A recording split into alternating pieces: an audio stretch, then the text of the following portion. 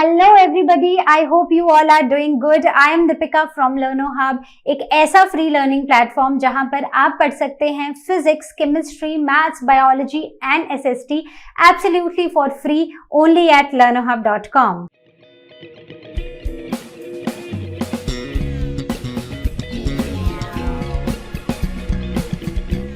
तो बच्चों, today we are going to start with our next chapter, that is classification of plants. So I hope you will find this session interesting. So without wasting any time, let's get started.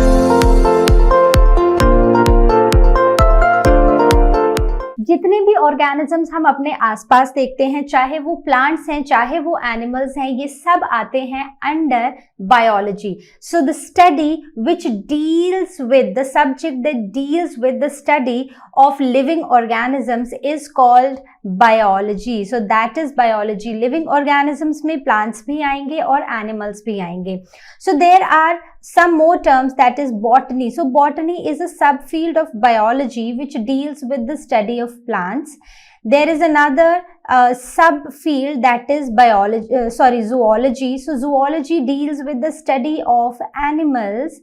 And there is another field called microbiology. So इसके नाम से आपको समझ आ गया होगा, it deals with the study of microorganisms, right? So बहुत सारे scientist ने जो बायोलॉजी के अंडर काम कर रहे हैं उन्हें बोला जाता है बायोलॉजिस्ट, और बहुत सारे बायोलॉजिस्ट्स ने बहुत सारे ऑर्गेनिजम्स को, प्लांट्स को, एनिमल्स को, माइक्रोब्स को आइडेंटिफाई किया, उनको नाम दिया और उनको अलग अलग कैटेगरीज में डाल दिया basis on the similarities, basis on their the characteristics that they have, right? So this is biology. तो जितने भी ऑर्गेनिज्म आइडेंटिफाई हुए उनको दो ब्रॉड कैटेगरीज में डाल दिया गया। सबसे पहला plants and the another one is animals. तो कुछ को प्लांट्स की कैटेगरी में, जो प्लांट्स जैसे दिखाई देते थे, जिनकी कैरेक्टरिस्टिक्स एक जैसे थे, वो प्लांट्स में उनको डाल दिया गया, और कुछ ऐसे जो एनिमल्स वाले कैरेक्टरिस्टिक्स शो कर रहे थे उनको एनिमल्स की कैटेगरी में डाल दिया गया। तो इस टर्म को हम बुलाते हैं क्लासिफिकेशन। इस पर्टिकुलर ग्रुपिंग को ऑफ ऑर्गेनिजम्स को we term it as classification. So classification is basically a system of arranging living organisms into groups based on the similarities and differences. तो हमें organisms को क्या करना है, हमें उनको आइडेंटिफाई करना है और उसके बाद हमें उनको अरेंज करना है उनके सिमिलैरिटीज और डिफरेंसेस के बेस पे, ठीक है? जैसे जो ऑर्गेनिजम्स जिनके पास क्लोरोफिल है तो उनको प्लांट्स की कैटेगरी में डाल दिया गया, जिनके पास क्लोरोफिल नहीं है उनको एनिमल्स की कैटेगरी में डाल दिया गया। और भी बहुत सारे ऐसे कैरेक्टरिस्टिक्स देखे गए, जैसे कि सेल वॉल।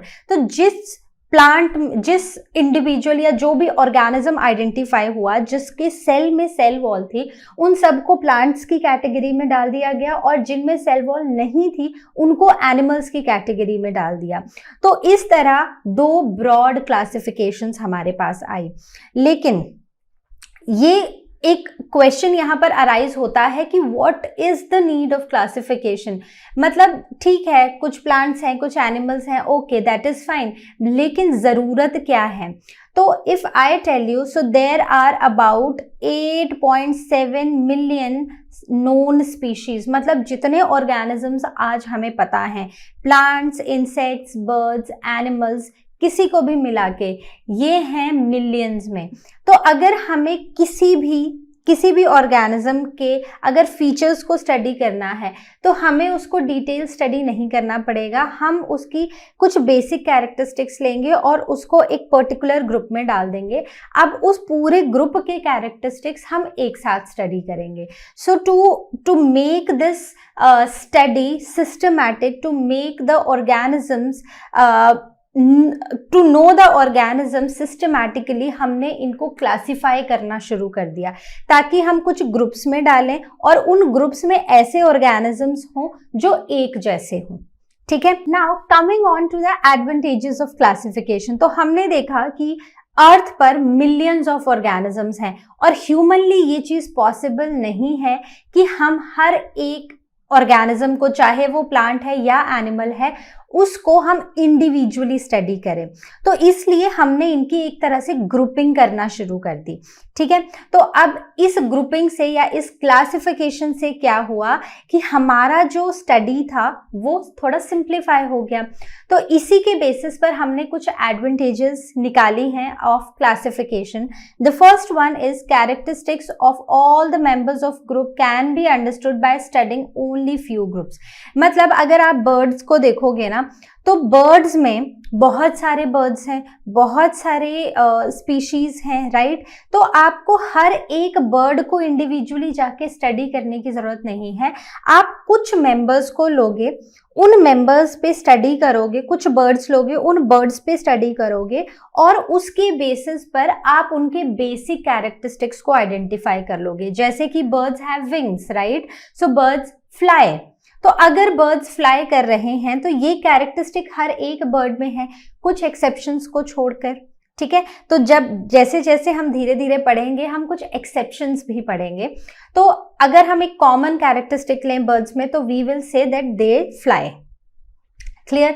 उनका जो नाइट्रोजनस वेस्ट होता है वो यूरिक एसिड होता है। So there are many similarities between these birds. तो हमें हर एक मेंबर को पढ़ने की जरूरत नहीं है, we will just pick up few members, we will study them और उसके बेसिस पे हमें बाकियों के कैरेक्टरिस्टिक्स पता चल जाएंगे।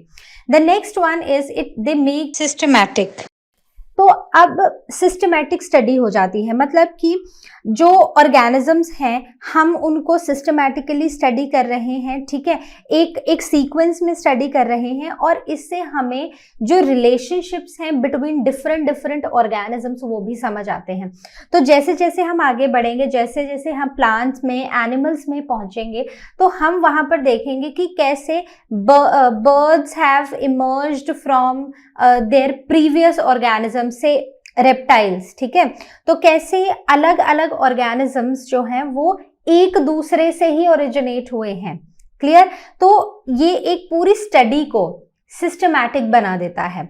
Now it helps in identifying different organisms, placing them into particular groups.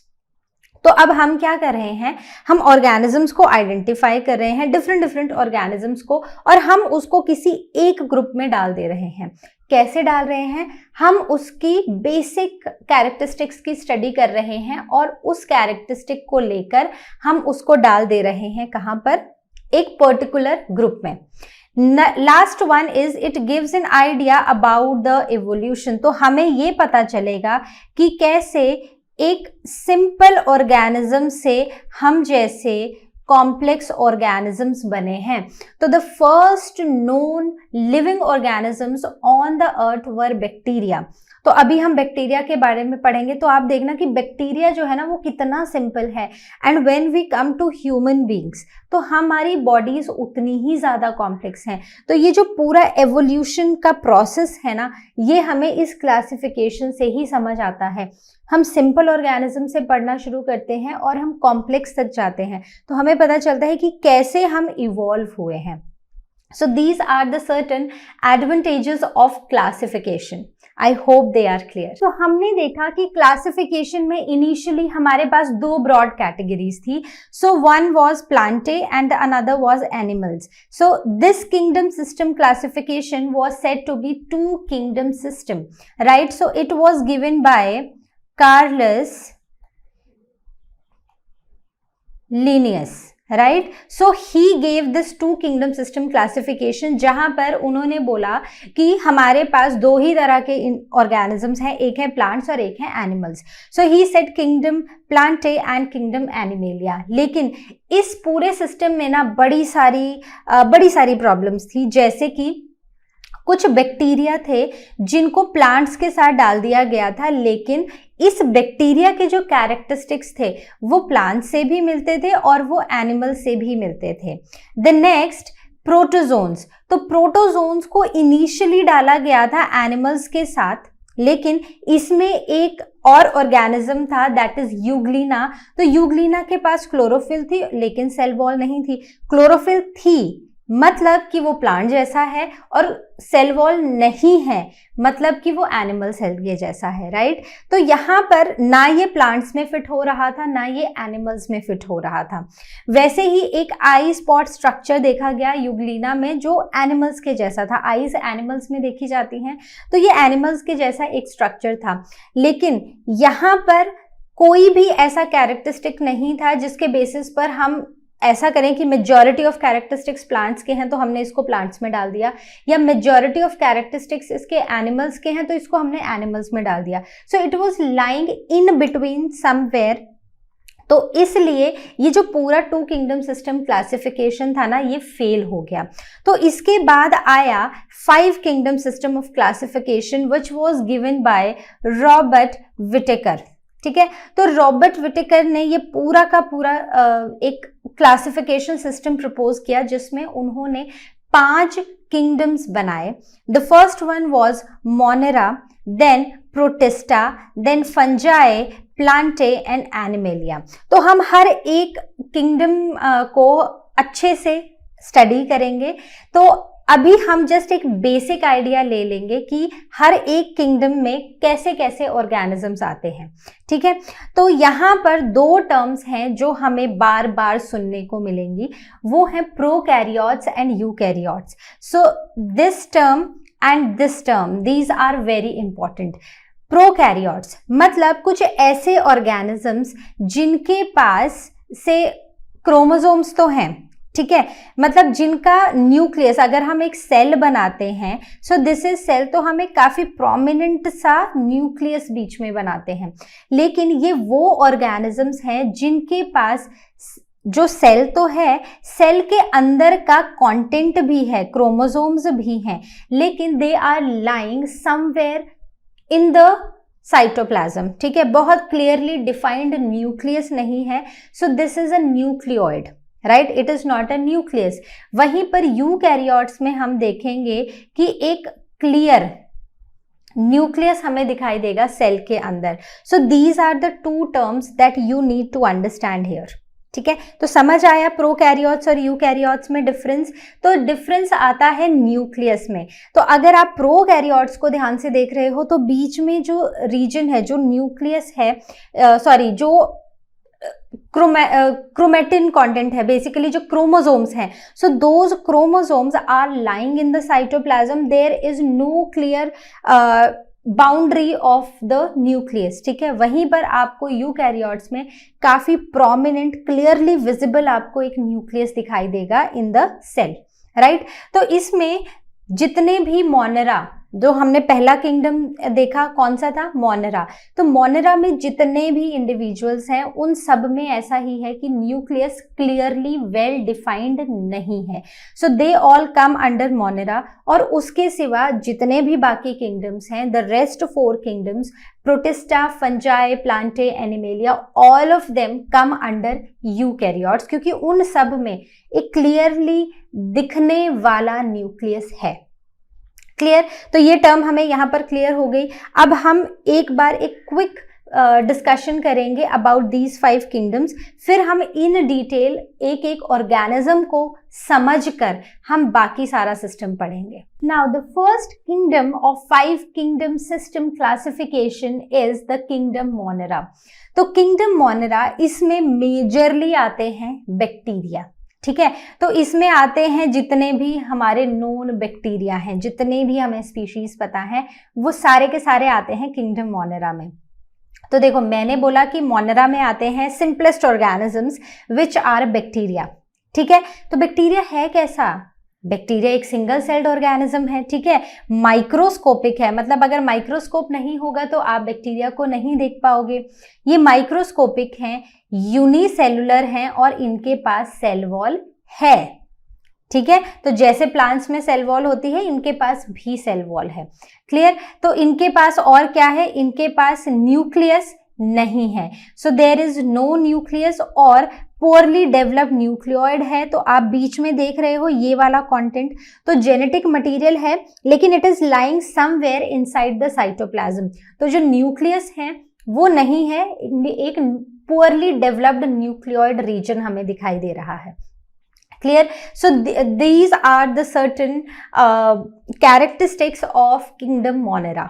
Clear? तो जितने भी ऑर्गेनिजम्स इस किंगडम में आएंगे वो माइक्रोस्कोपिक होंगे, वो यूनिसेलुलर होंगे, उनके पास न्यूक्लियस नहीं होगा, और ये सारे के सारे क्योंकि इनके न्यूक्लियस के पास इनका जो ये जेनेटिक कंटेंट है ना, जेनेटिक मटेरियल है, उसके आसपास क्लियरली डिफाइंड न्यूक्लियर मेम्ब्रेन नहीं है. सो इसीलिए they all are prokaryotes. Okay, तो समझ आ गई बात. आगे बढ़े नेक्स्ट किंगडम की तरफ. Now the next is kingdom protista.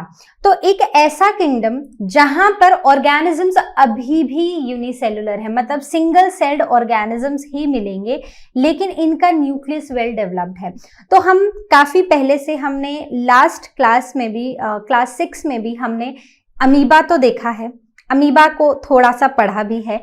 ठीक है, तो अमीबा क्या है? अमीबा एक सिंगल सेल्ड ऑर्गेनिज्म है, लेकिन हम जब भी अमीबा बनाते हैं तो अमीबा में हम एक क्लियरली दिखने वाला, क्लियरली विजिबल न्यूक्लियस जरूर बनाते हैं. ठीक है, तो अब ये इनको अलग करता है फ्रॉम बैक्टीरिया, क्योंकि बैक्टीरिया में क्लियरली विजिबल न्यूक्लियस नहीं था, लेकिन यहां पर किंगडम प्रोटिस्टा में क्लियरली विजिबल न्यूक्लियस है. राइट, तो आई होप ये समझ आया. इसके बाद अगर आप आगे देखोगे, so there are many other organisms, जैसे कि ये. So this organism is paramecium. ठीक है, तो ये कौन सा है? So this is paramecium. Clear? So this is again a single celled organism जिसके पास एक वेल डिफाइंड न्यूक्लियस है. Then the next comes is the chlamydomonas. So I am writing over here. Right, so amoeba, paramecium, chlamydomonas, ये सारे ही single celled organism हैं, लेकिन सबके पास एक क्लियरली दिखाई देने वाला न्यूक्लियस है. So these come under Protista. और ये कैसे हैं? आर दे प्रोकैरियोट्स और eukaryotes? So they are eukaryotes. तो यूकैरियोट्स बस अब प्रोटिस्टा से ऊपर जितने भी अब हम नेक्स्ट किंगडम्स पढ़ेंगे सबके सब कैसे हैं? यूकैरियोट्स है.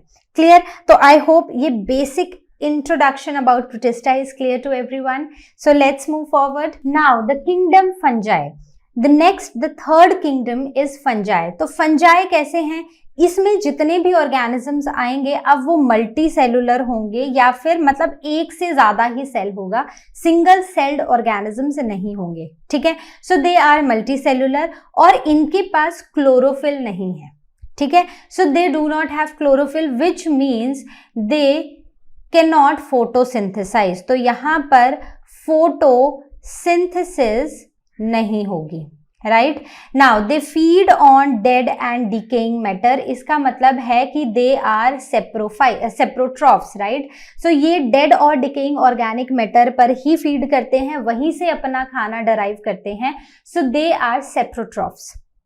बात क्लियर हो गई?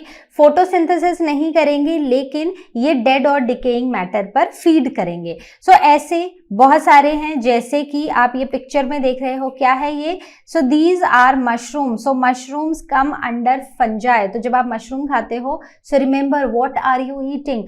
आप किंगडम फंजाई से एक ऑर्गेनिज्म को खा रहे हो. Right, the next one is bread mould. जो ब्रेड पे आ जाते हैं फंगस, जब बहुत धूप और उनको अच्छा सा एनवायरमेंट मिलता है for growth. Right, then yeast. So all of them come under kingdom Fungi. Clear? तो आगे चलते हैं नेक्स्ट किंगडम की तरफ. Now the kingdom Plantae. तो किंगडम प्लांटे मतलब यहाँ पर ना जितने भी प्लांट्स हैं वो सारे आएंगे, और जो भी प्लांट्स हैं they are multi cellular, they are eukaryotes, और इनकी सेल वॉल बनी होती है सेल्यूलोज से. So just remember this point. ठीक है, तो किंगडम प्लांटे में जो प्लांट्स हैं उनकी सेल वॉल में होता है सेल्यूलोज. क्लियर?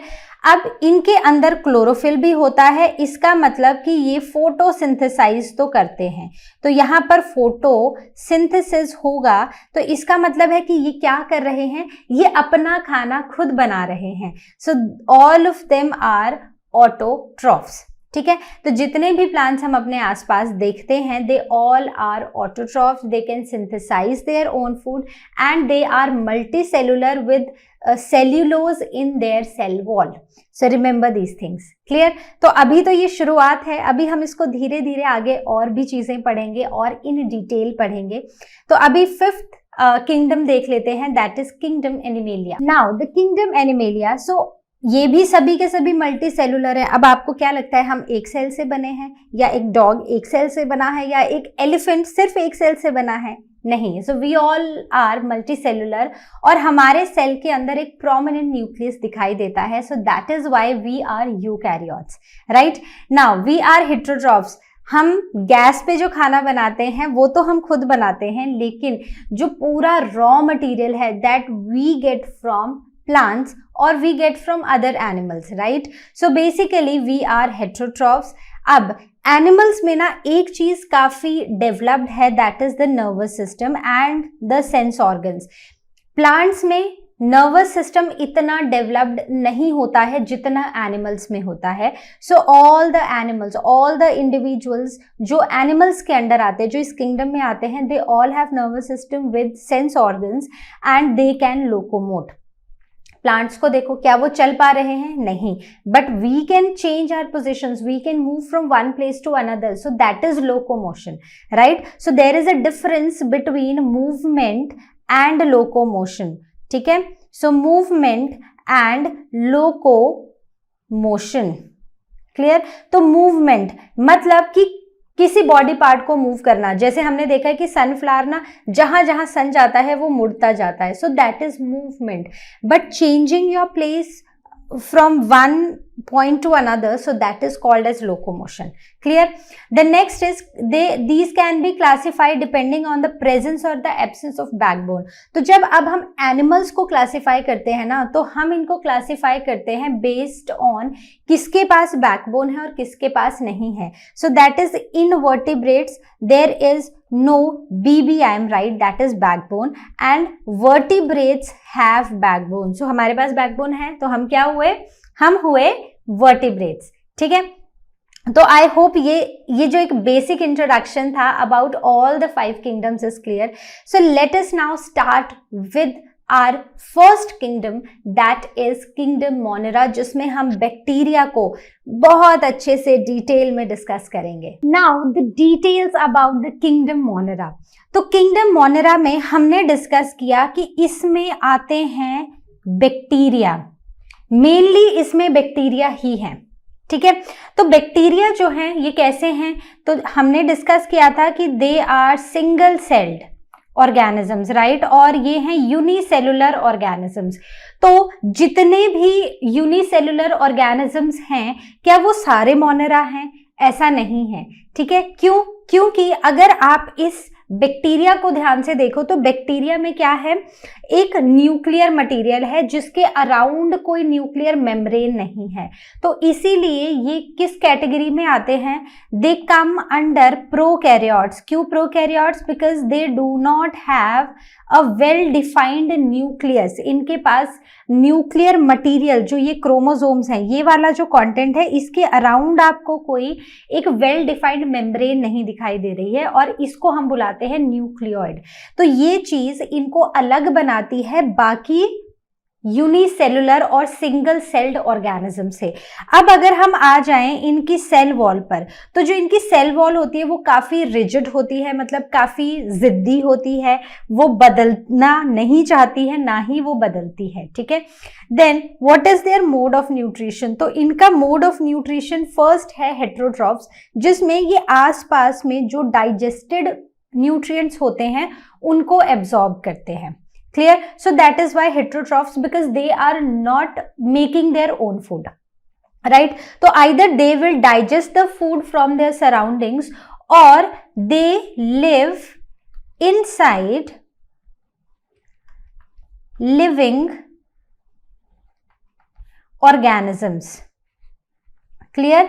तो ये और लिविंग ऑर्गेनिजम्स के अंदर रहते हैं और अपना न्यूट्रिशन उन्हीं से लेते हैं. So that is why they are parasites also. So this type of nutrition is parasitic nutrition, कौन सी न्यूट्रिशन? Parasitic nutrition, right. तो बेसिकली जो पैरासिटिक न्यूट्रिशन है ना, that is also one of the type of heterotrophic nutrition. Clear? तो ये बात आपको समझ आ गई। नाउ अब अगर हम मोनेरा को देखें तो मोनेरा में बैक्टीरिया है और बैक्टीरिया सबसे छोटे और सबसे सिंपल ऑर्गेनिजम्स हैं। So they are the smallest and structurally simplest organisms. और कहाँ मिलेगा बैक्टीरिया? बैक्टीरिया आपको हर जगह मिलेगा, चाहे वो हवा है, चाहे वो पानी है, चाहे वो सॉइल है, या फिर वो एक्सट्रीम वो वॉल्केनो वाली सिचुएशन है, मतलब बहुत हाई टेम्परेचर है, या फिर बहुत ठंडी जगह है। तो गर्म से गर्म जगह, ठंडी से ठंडी जगह, कोई भी पीएच रेंज हो, एक्सट्रीम अल्कलाइन वाली कंडीशन जिसमें पीएच बहुत ज्यादा होती है, या फिर जहां पर पीएच बहुत कम है, न्यूट्रल पीएच है, हर जगह आपको बैक्टीरिया देखने को मिलेगा। इवन प्लांट्स के अंदर, एनिमल्स के अंदर, ह्यूमन बॉडीज के अंदर आपको बैक्टीरिया देखने को मिलेगा। Then they survive in extreme temperatures which I was talking about, कि बहुत ज्यादा गर्म हो या बहुत ज्यादा ठंडा हो। पीएच दैट इज, अगर pH 1 हो या pH 14 हो या फिर pH 7 हो, दैट इज न्यूट्रल। हर एक pH में एसिडिक कंडीशंस में भी मिलेगा, अल्कलाइन कंडीशंस में भी मिलेगा। तो इसकी जो रेंज है ना, that is very wide. Clear?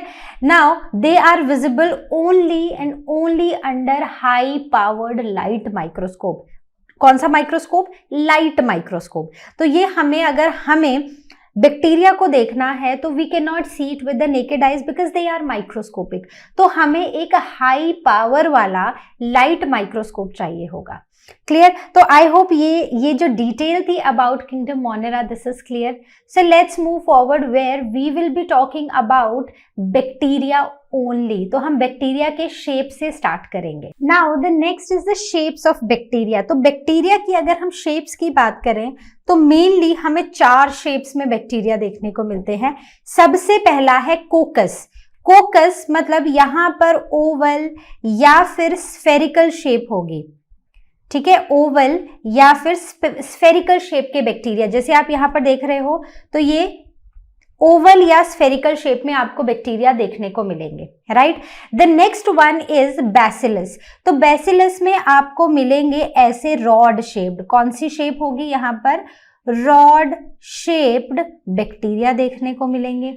Then the next comes is spirillum. यहाँ स्पाइरल की तरह बैक्टीरिया होंगे, मतलब जैसे आप ये देख रहे हो ऐसे ऐसे ऐसे बैक्टीरिया देखने को मिलेंगे। स्पाइरिलियम मतलब स्पाइरल शेप का बैक्टीरिया, राइट। तो यहां पर कौन सी शेप है?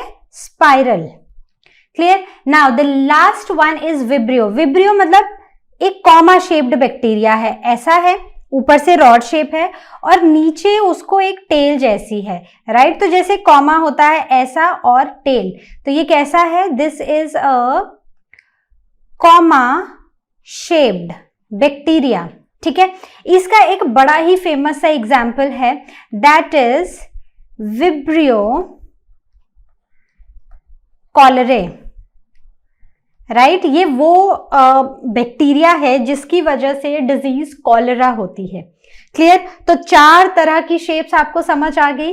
तो कुछ गोल हैं, कुछ रॉड शेप्ड हैं, कुछ स्पाइरल से हैं और कुछ कैसे हैं? ऐसे कॉमा जैसे। ठीक है, तो आई होप ये क्लियर हुई है। आगे बढ़ते हैं अब हम। Now the structure of a bacterial cell. एक बैक्टीरिया के सेल का स्ट्रक्चर कैसा होता है? तो बैक्टीरिया एक बहुत ही सिंपलेस्ट ऑर्गेनिज्म है। तो अगर हम बैक्टीरिया का स्ट्रक्चर बनाएंगे तो सबसे पहले हम क्या बनाएंगे? सबसे पहले हम ये वाली मेम्ब्रेन बनाएंगे जिसे हम बुलाएंगे सेल मेम्ब्रेन।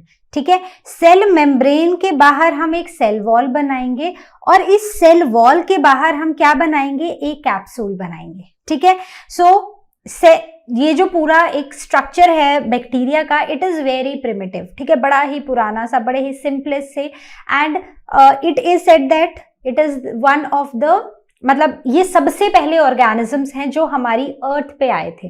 क्लियर? तो यहां पर हमने सेल मेम्ब्रेन बता दिया। ठीक है, सेल मेम्ब्रेन के बाहर सेल वॉल और cell wall is surrounded by a capsule. This capsule is proteinaceous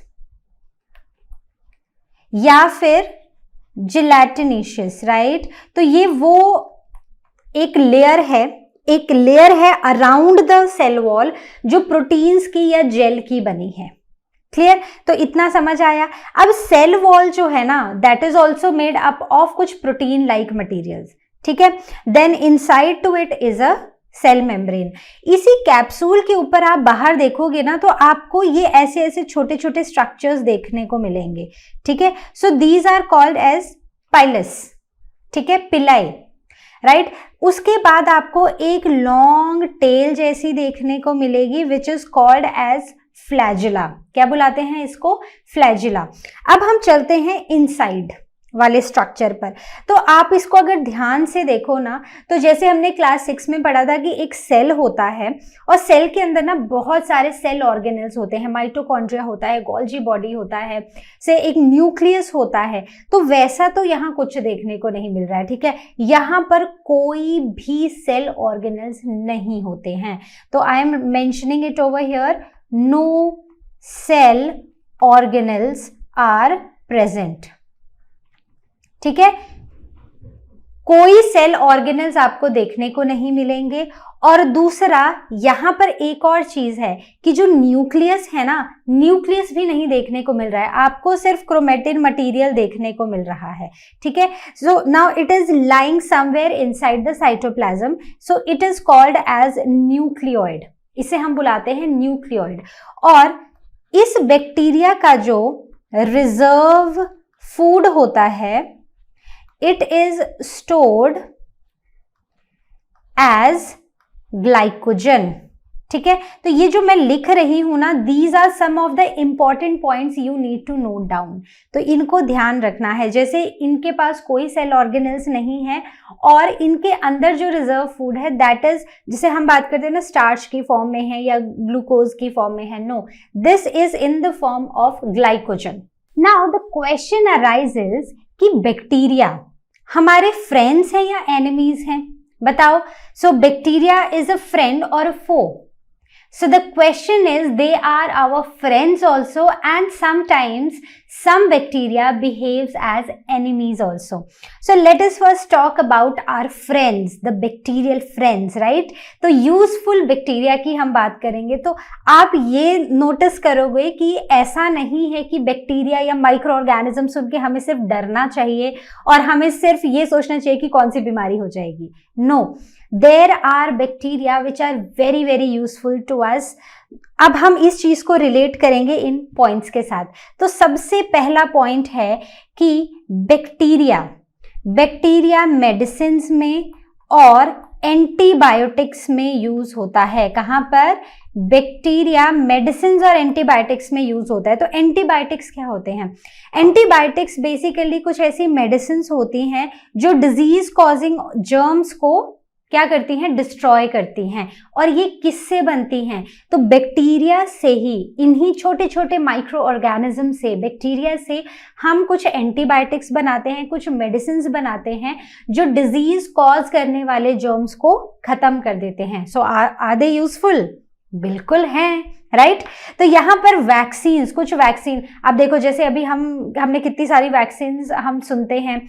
जैसे अगर हम बात करें कोविड की, तो चलो वो तो वायरस था, वैसे ही बहुत सारी बैक्टीरियल डिजीजेस भी हैं।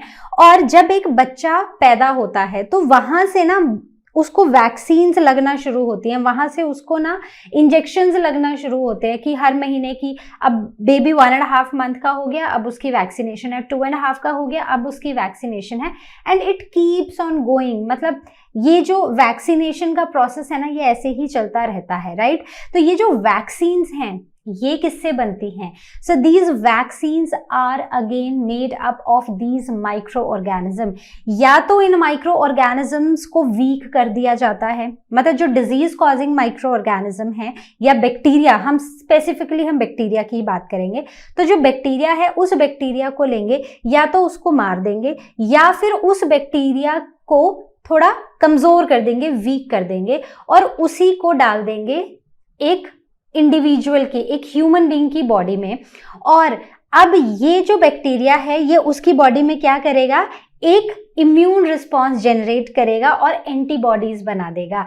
तो basically these bacteria when they are administered into our body, ये हमारी बॉडी में एक इम्यून रिस्पॉन्स जनरेट करते हैं, ठीक है।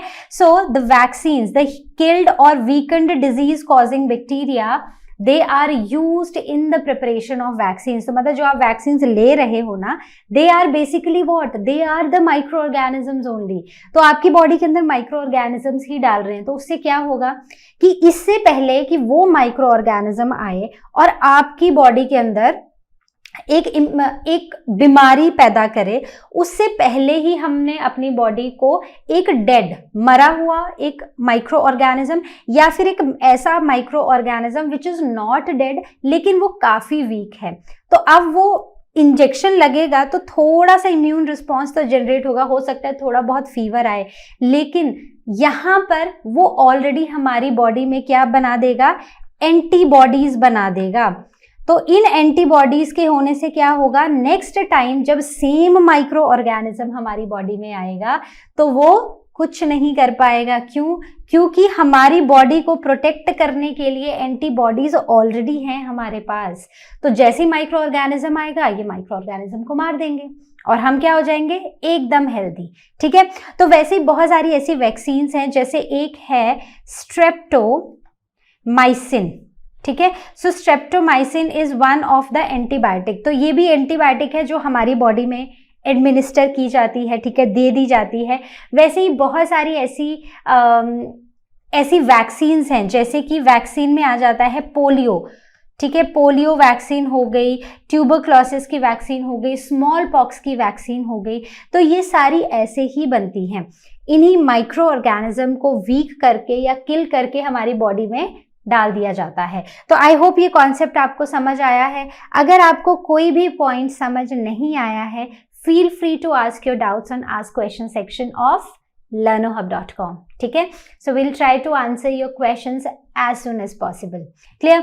तो ये समझ आ गया कि वैक्सीन्स किससे बन रही हैं, एंटीबायोटिक्स किससे बन रही हैं, बैक्टीरिया से बन रही हैं। क्लियर? तो हम माइक्रो ऑर्गेनिजम्स का यूज कर रहे हैं। द नेक्स्ट इज, बहुत ही इंपॉर्टेंट चीज, दही किस किस को पसंद है, कौन कौन कर्ड खाता है। जैसे मुझे कर्ड बहुत पसंद है।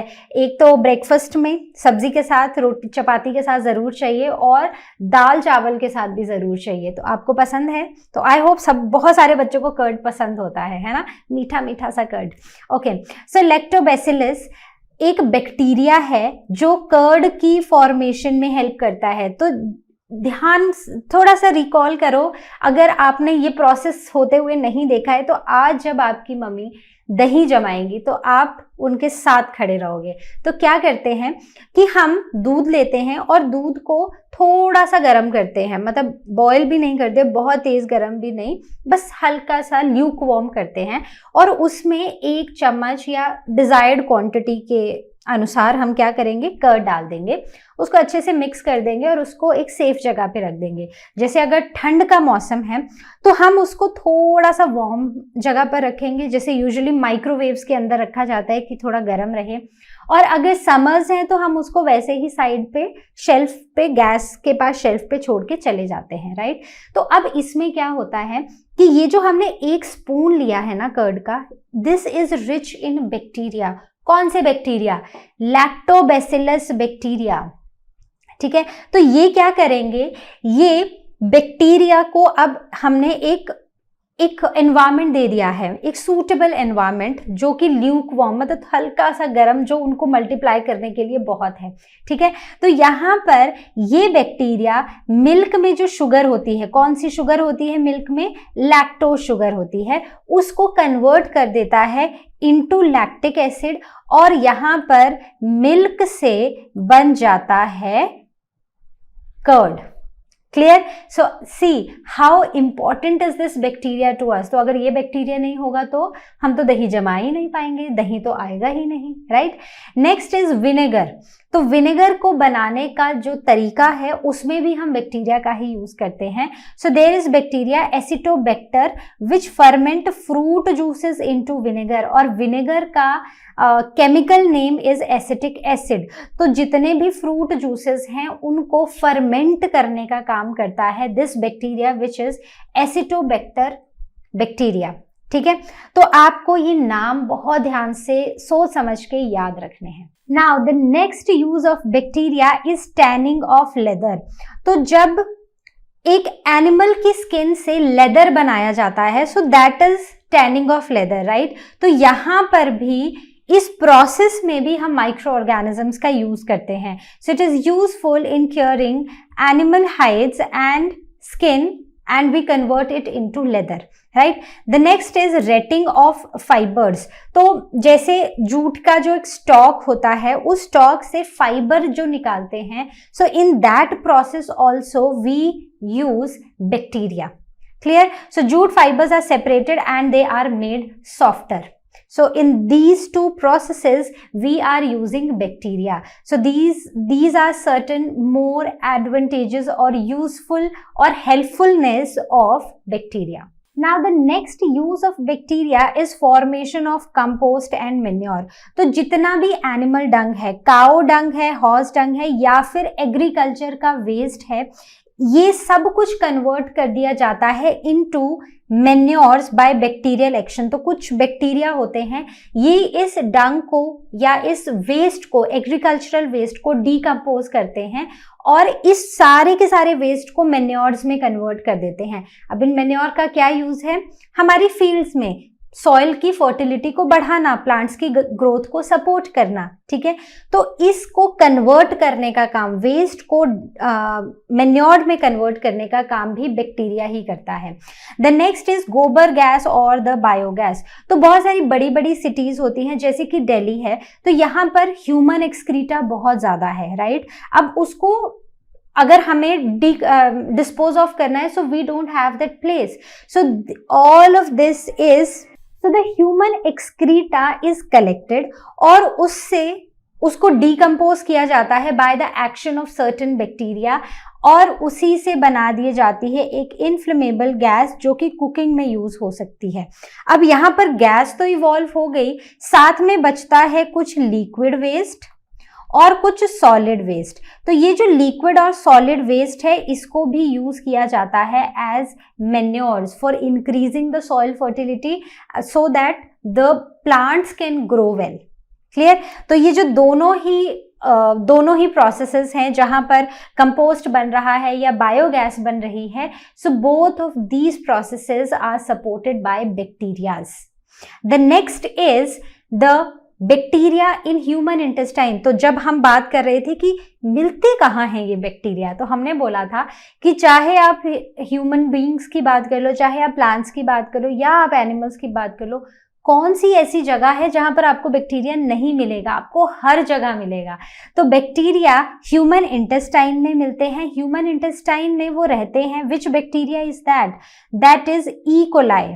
Okay, so whenever you write a scientific name you always underline it, और अगर आप उसको टाइप कर रहे हो so that has to be in italics.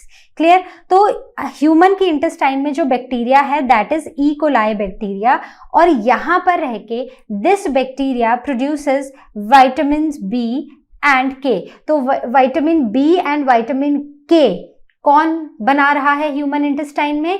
That is because of the action of bacterium E. coli. Clear? Next is bacteria in intestine of herbivores. तो herbivores कौन होते हैं? ग्रास ईटिंग एनिमल्स, जैसे कि काउ. तो काउ क्या खाती है? घास खाती है. उसमें होते हैं बहुत सारा सेलुलोज. इस सेलुलोज की digestion is not that easy. तो इसको इजी करने के लिए भी कौन बैठा है? बैक्टीरिया बैठा है. कहाँ पर है? उनके इंटेस्टाइन में है. So in herbivores, bacteria helps in the digestion of cellulose. Is it clear? Good. Now the next use of bacteria, that is in the root nodules of leguminous plants. तो कुछ ऐसे प्लांट जैसे कि pea plant, bean, तो इन सब के roots में हमें ऐसे swollen से structures दिखाई देते हैं. So these swollen structures are called as nodules. ठीक है। तो इन रूट नोड्यूल्स में होते हैं कुछ bacteria which are the rhizobium bacteria.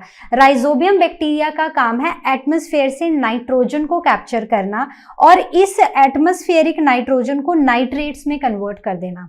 तो ऐसा क्यों? देखो, nitrogen is very very important for plants, ठीक है। तो नाइट्रोजन प्लांट्स को काफी सारा एक्सेस है, मतलब वो आराम से एटमॉस्फेयर से नाइट्रोजन ले सकते हैं, but that nitrogen is in the form of N2 molecule of nitrogen which can not be used by plants. तो इसलिए यहाँ पर राइजोबियम बैक्टीरिया होते हैं इनके रूट्स में, और ये बैक्टीरिया एटमॉस्फेरिक नाइट्रोजन को कैप्चर करते हैं और उसको नाइट्रेट्स में कन्वर्ट कर देते हैं। So basically in soluble form, nitrate is a soluble form. अब ये जो नाइट्रेट्स की फॉर्म है, this is easily taken in by the plants and finally they are used by the plants, ठीक है।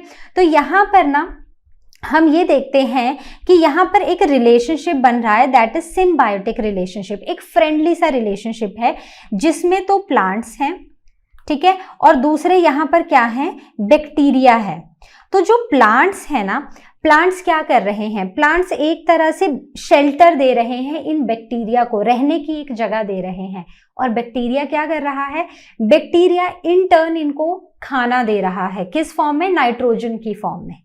Clear? So over here the root nodules of the leguminous plants and bacteria, they are in a symbiotic relationship. They live together happily and they support each other. तो plant क्या करेंगे, plant उसको आराम से shelter देंगे कि तुम आराम से रहो, तो बैक्टीरिया इन टर्न उसको क्या देगा, एटमॉस्फेरिक नाइट्रोजन को नाइट्रेट्स में कन्वर्ट करेगा और बोलेगा जितनी नाइट्रोजन चाहिए यूज करो, ठीक है।